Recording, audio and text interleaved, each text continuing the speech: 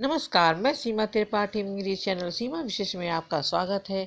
आज मैं आपको चना दाल की कढ़ी बनाने की रेसिपी बताने जा रही हूँ, जो आपको पसंद आएगी।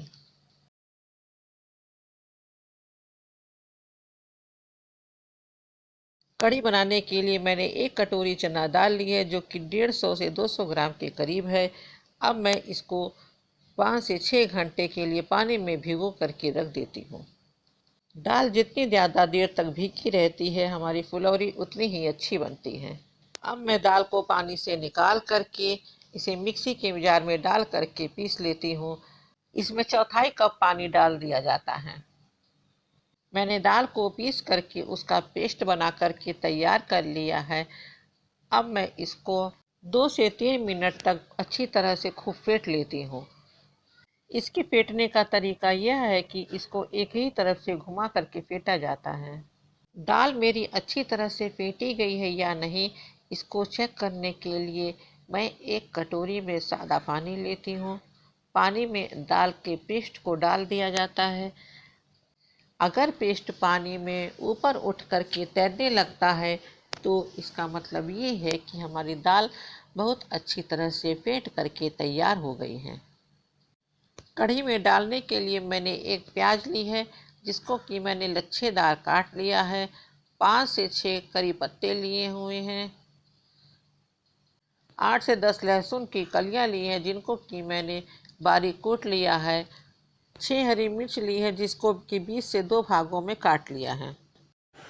कढ़ी बनाने के लिए मैंने 1 कटोरी तेल, आधा चम्मच मेथी और आधा चम्मच हल्दी लिया हुआ है और 1 चम्मच नमक लिया है, जिसे आप अपने स्वाद के अनुसार रख सकते हैं। 1 चम्मच जीरा, आधा चम्मच गरम मसाला, 2 बड़े चम्मच बेसन और 250 ग्राम दही लिया हुआ है।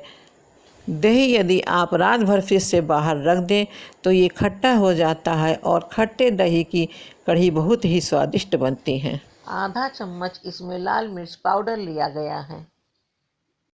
अब मैं कढ़ी की फुलौरी तलने के लिए कढ़ाई में तेल गरम कर लेती हूँ। इधर जो मैंने पेस्ट तैयार किया था, उसमें आधा चम्मच नमक, आधा चम्मच लाल मिर्च और आधा चम्मच गरम मसाला डाल करके उसको अच्छी तरह से मिक्स कर लेती हूँ। इधर मेरी कढ़ाई में तेल गरम हो गया है। अब मैं इस पेस्ट की छोटी छोटी फुलौरियाँ बना करके कढ़ाई में तलने के लिए डाल देती हूँ। एक तरफ से गोल्डन ब्राउन कलर का हो जाने पर अब मैं इसको पलट करके दूसरी तरफ से भी गोल्डन ब्राउन कलर का होने तक इसको तल लेती हूँ। इस तरह से मैं अपने सारे पेस्ट की फुलौरियाँ बना करके तैयार कर लूँगी। दूसरी तरफ मैंने एक कढ़ाई में बेसन भूनने के लिए डाल दिया है। अब मैं इस बेसन को धीमी आंच पर गोल्डन ब्राउन कलर का होने तक भून लेती हूँ। बेसन मेरा भून करके तैयार हो गया है। अब मैं कढ़ी को छौंकने के लिए कढ़ाई में तेल डालती हूँ।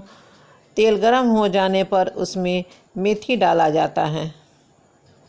मेथी गर्म हो जाने पर उसमें कटी हुई प्याज के लच्छे डाले जाएंगे। फिर उसमें कटी हुई हरी मिर्च डाली जाएगी, जिसको कि मैंने 2 टुकड़ों में बराबर काट लिया था। अब मैं इसमें लहसुन डालती हूँ, जिसको कि मैंने बारीक कूट लिया था।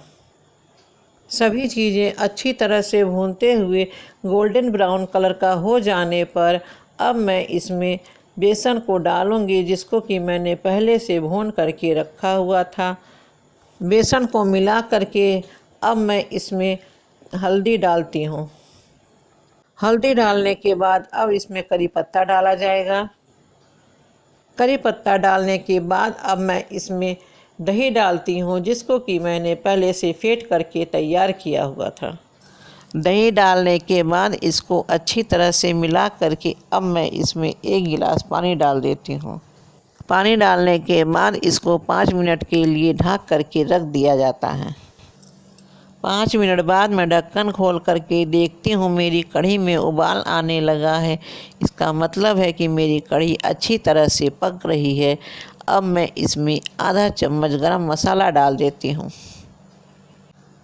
गरम मसाला अच्छी तरह से मिला लेने के बाद अब मैं इसमें फुलौरियों को डाल देती हूँ, जिसको कि मैंने पहले से बना करके रखा था, और 5 मिनट के लिए इसको खुला पकाती हूँ।